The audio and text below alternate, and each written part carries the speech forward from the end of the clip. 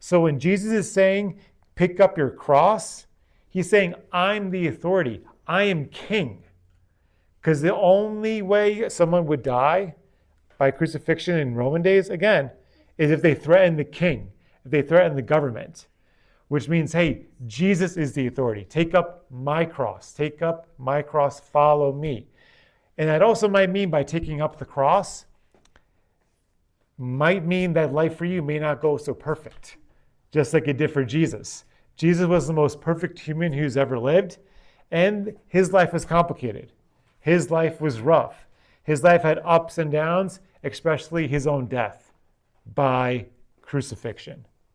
So we need to deny ourselves and pick up our cross. Realize that it is God's way we need to be living our lives under his authority, because he is king, he is God, and we are not.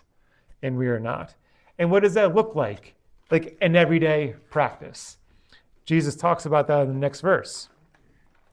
For whoever would save his life will lose it, but whoever loses his life for my sake and the gospel's will save it. The ways of Jesus and the ways of God are upside down. They're counterintuitive to what we would think. And there's no better example of this than how Jesus became king. Jesus did not become king by coming into Jerusalem, physically taking over the kingdom by force. No. He let that kingdom take him over by force. He didn't come in and kill his enemies. He let his enemies kill him.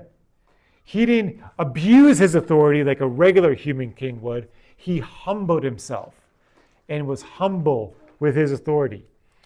The ways of Jesus are completely upside down to the ways humans would think or the way the world would think. The world says, gather up as much money as you can because that will keep you safe. And the ways of Jesus says, no. Better is to give than to receive.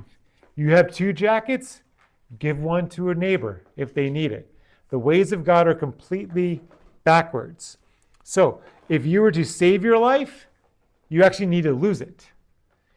And if you lose your life for the gospels, for the good news of Jesus, you actually will save it.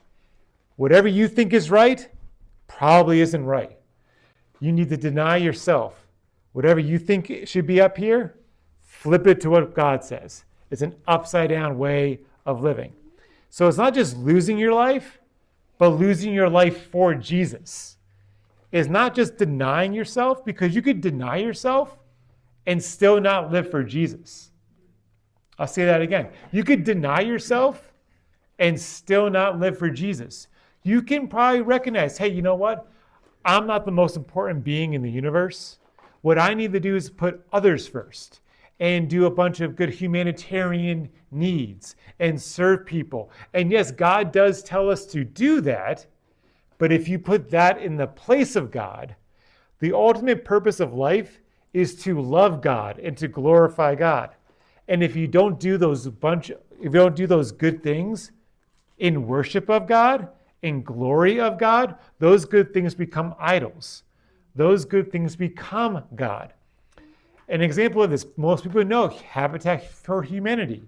Habitat for Humanity is an organization that builds people houses who can't afford it, especially during natural disasters. They go on in and they fix up people's houses. And Habitat for Humanity is not a Christian organization. They're doing a bunch of good things, but not for the glory of God.